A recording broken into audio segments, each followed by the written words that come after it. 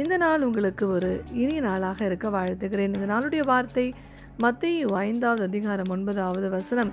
சமாதானம் பண்ணுகிறவர்கள் பாக்கியவான்கள், அவர்கள் தேவனுடைய புத்திரர் எண்ணப்படுவார்கள். ஆண்டவராகிய இயேசு கிறிஸ்து நம்மளுடைய வாழ்க்கையில் எதிர்பார்க்கிற ஒரு காரியம் என்னன்னா, நாம் சமாதானம் பண்ணுகிறவர்களாக நாம் இருக்க வேண்டும் என்று. நம்மளுடைய வாழ்க்கையில் எப்படிப்பட்ட பிரச்சனைகளோ போராட்டங்களோ வந்தாலும் கூட அந்த பிரச்சனைக்கு காரணராக நாம் இல்லாதபடிக்கு அந்த பிரச்சனையை தீர்க்கக்கூடியவர்களாக, அந்த பிரச்சனையில் சமாதானம் பண்ணுகிறவர்களாக நாம் இருக்க வேண்டும் என்று தேவன் நம்ம வாழ்க்கையில சித்தம் கொண்டவராக இருக்கிறார். எந்த பிரச்சனை வந்தாலும் நம்ம விட்டு கொடுத்து போயிட்டோம்னா அந்த பிரச்சனை பெரிதாகாதபடிக்கு அந்த காரியத்தில் ஒரு சமாதானத்தை நம்ம பெற்றுக்கொள்ள முடியும்.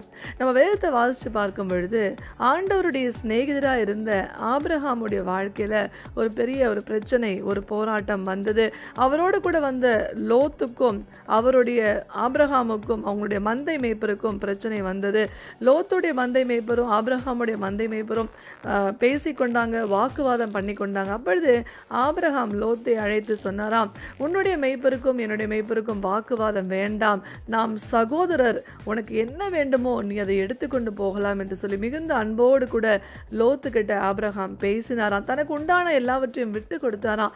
பரவாயில்ல என்று சொல்லி எல்லாவற்றையும் லோத்துக்கு அவர் கொடுத்து, லோத்து எடுத்துக்கொண்ட மீதியை தான் ஆபிரகாம் எடுத்துக்கொண்டார். அப்படியாக ஆபிரகாம் தன்னுடைய சகோதரராக இருந்த லோத்துக்கு எல்லாவற்றையும் விட்டு கொடுத்தார். அதனால நடந்த காரியம் பார்த்தீங்கன்னா, அந்த இடத்துல பிரச்சனை இல்லாதபடிக்கு ஒரு சமாதானம் உண்டானது. ஆபிரகாம் விட்டு கொடுத்தபடியினால அந்த இடத்துல அவர் சமாதானம் பண்ணுகிற ஒரு நபராக காணப்பட்டார். அதன் பிறகு ஆண்டவர் ஆபிரகாமுக்காக இறங்கி வந்தாராம். ஆபிரகாம் இப்படிப்பட்ட காரியங்களை செய்தபடினால் ஆண்டவர் இறங்கி வந்து ஆபிரகாமை ஆசீர்வதித்து ஆண்டவர் ஆபிரகாமை உயர்த்தினார். அதுபோல தான் நாமும் கூட நம்மளுடைய வாழ்க்கையில் அநேக காரியங்களில் நம்ம போராடி கொண்டிருக்கிறோம், விட்டு கொடுக்க மனசு இல்லாமல் இருக்கிறோம். ஆனால் அப்படி இருக்கக்கூடாது. நாம் தேவனுடைய பிள்ளைகளாக நாம் விளங்க வேண்டுமே ஆனால் நாம் விட்டு கொடுக்க வேண்டும். நாம் மற்றவர்களுக்கு நாம் உதவி செய்ய வேண்டும். யார் என்ன கேட்டாலும் நம்மளால் முடிந்த அளவுக்கு மற்றவர்களுக்கு நம்ம நன்மை செய்ய வேண்டும். சமாதானம் பண்ணுகிறவர்களாக நாம் பூமியிலே காணப்பட வேண்டுங்க. ஆகவே இந்த நாளில் உங்களுடைய வாழ்க்கையில் எப்படிப்பட்ட பிரச்சனைகள் உங்களை சூழ இருந்தாலும் அந்த பிரச்சனைக்கு காரணமாக நீங்கள் இல்லாதபடிக்கு கவனமாக இருங்க. அந்த பிரச்சனையில் சமாதானம் பண்ணுகிறவர்களாக நீங்கள் காணப்பட வேண்டும்.